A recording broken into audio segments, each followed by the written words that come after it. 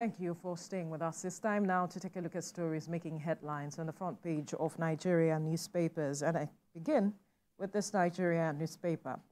The major story here: no ransom paid for release of 137 Kaduna school pupils. The federal government is saying this. And the writer there says Gumi is guest of security agencies over comments on kidnapping banditry. And another story: federal government seeks Interpol arrest warrant for SKP Binance executive. It's disgraceful he left through Nigerian airport. Amakri, ex-DSS director, says. And another story: Edo CJ reviews panel probing Shaibu, replaces 2 members.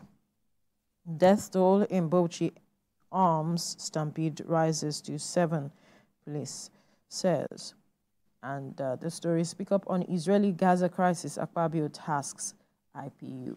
Those are some of the stories you find on the front page of this Nigeria newspaper. To the Daily Times now: no ransom paid for release of kidnapped Kuriga school children. That's what the federal government is saying. It says Sheikh Gumi not above the law. And another story here: second Niger bridge, federal government saves 300 billion naira from new design. Edo CJ reviews panel probing Shaibu, replaces 2 members. Tinubu approves renewed Hope Infrastructure Development Fund. The Federal Executive Council okays restructuring of 110 billion naira Nigerian Youth Investment Fund. Some stories you find on the front page of the Daily Times.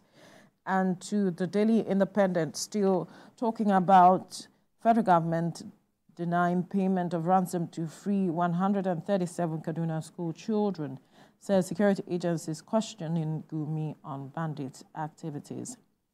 And at the downstrip, you see this story about no hiding place for fleeing Binance regional manager, says federal government. Confirms escape, says Interpol working to rearrest suspect. Now, Senegal on the verge of electing its youngest president ever. He is 44 years old. And another story at the corner here: Tinubu okays infrastructure fund to fast-track project development. And Zungeru Dam, CLO asks Tinubu to direct payment of 1.1 trillion naira to Samboro communities. Some stories you find on the front page of the Daily Independent. To the Nation newspaper: 6 Kaduna school children hospitalized after freedom. All 137 of us abducted were released as pupil. Federal government, GOC, no ransom paid. And CBN crashes retail forex rate by 3.4%. Currency reform yielding early gains. And government concedes 2% appointment quota to youth. Women retain 30%. Some stories you find on the Nation, on the front page of the Nation newspaper. We'll move now to the New Telegraph. Kaduna school children, 1 teacher died, 6 hospitalized, says GOC. As Sani receives 131 pupils, abducted school children not ransomed. Federal government, Tinubu other security agents to halt kidnapping, says Gumi not above the law. Arewa Consultative Forum calls for proactive measures. And another story here: federal government sets up infrastructure development fund to bridge gaps. And CBN external reserves resume gradual decline from $34.45 billion. Some stories you find on the front page of the New Telegraph. Now we move to the front page of the Blueprint newspaper. Kuriga students, Arab doctors fed us with bread and akara, never molested us. And the writers there says, Army presents 131 to Governor Sani, 6 hospitalized, teacher dies. Federal government says no ransom paid. Iowa Consultative Forum hails return. Another story: Senegal ruling party candidate Ba, others accept defeat, congratulate 42-year-old Faye. Some say 42, others say 44. But at this story, Akpabio seeks IPU's voice in ending Gaza-Israeli conflict. Debt service fund rises to 7.8 trillion naira in 2023. Traffickers using fake jobs to lure Nigerians abroad, NAPTIP is warning. Some stories you find on the front page of the blueprint to the leadership newspaper. Banditry Sheikh Gumi has questions to answer, federal government declares. Security agencies invite him. Army hands over 131 school children to Governor Sani. 6 pupils hospitalized. Insists no ransom was paid to bandits. Another story here. Editors deplore rising insecurity, journalist detention. NSA alerts Interpol on escaped Binance executive. To the platform Times, NCC files criminal charges against MTN. Others, federal government confirms no ransom paid for Kaduna school children's release. Amotekun apprehends bus driver in Osun for alleged abduction, attempted assault of 15-year-old. Civil society groups urges government's action to secure Nigerian pilgrims' participation in 2024 Hajj. Some of the stories you find on the front page of Platform Times. Ibrahim.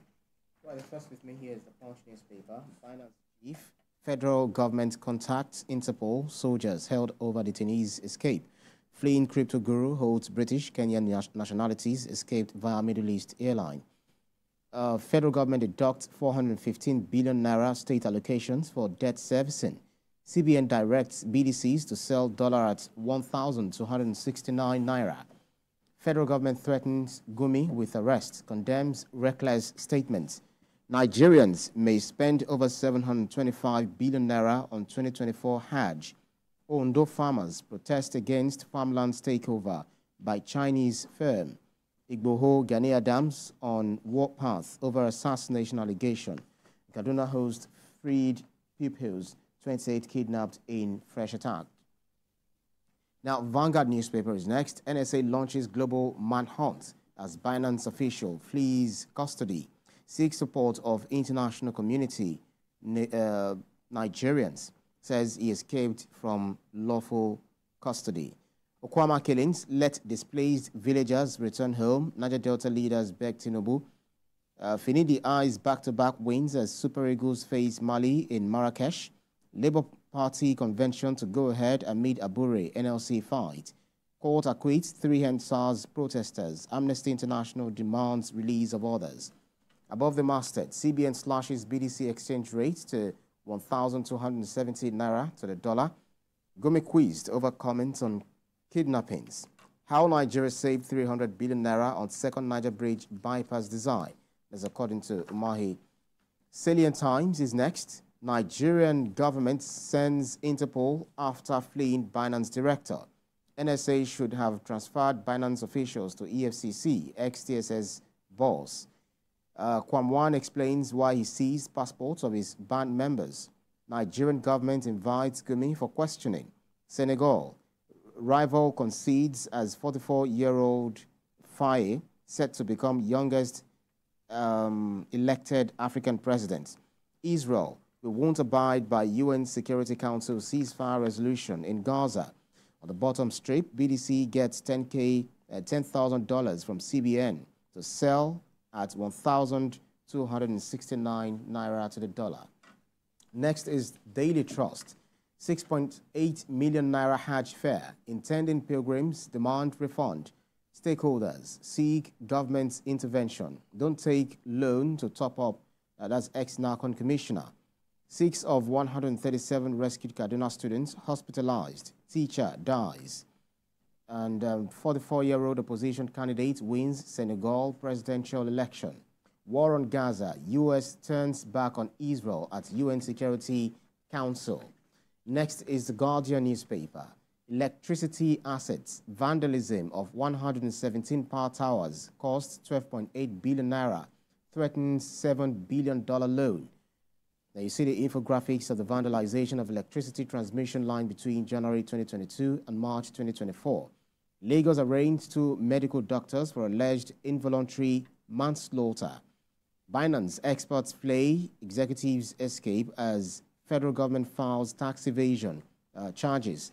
Trade unionists demand removal of Ajiro Abure from Labour Party. Next, no ransom paid for 137 Kaduna pupils, says federal government. Business day is next. Money supply growth slows on CBN liquidity squeeze.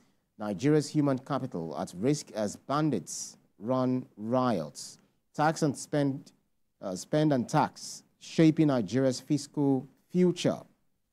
Debunking economic myths. Inflation is not always harmful. Next is Nigeria's public business AM, saying Nigeria's public debt in raise to 100 trillion naira by June. Warn analysts.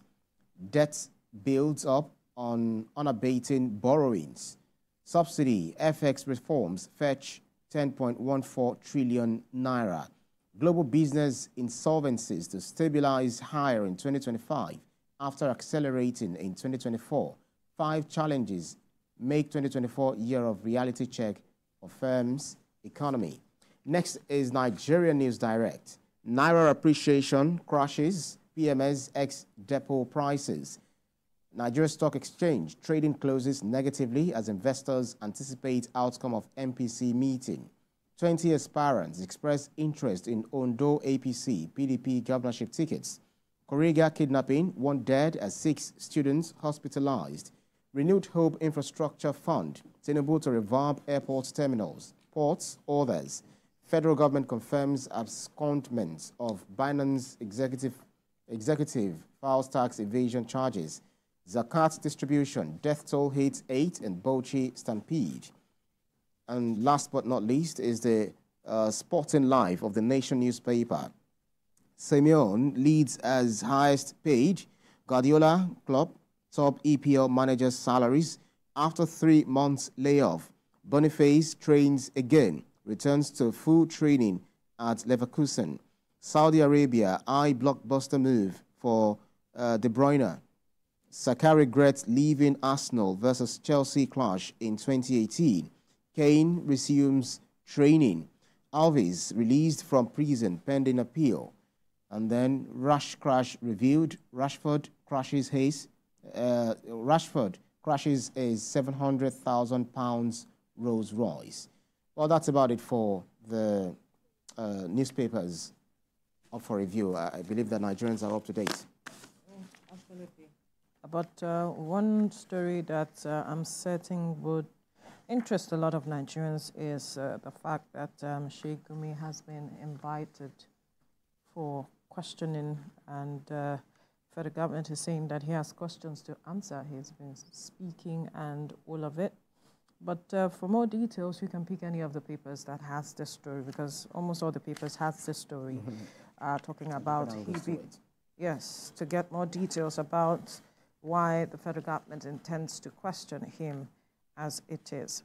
Now, quickly, let's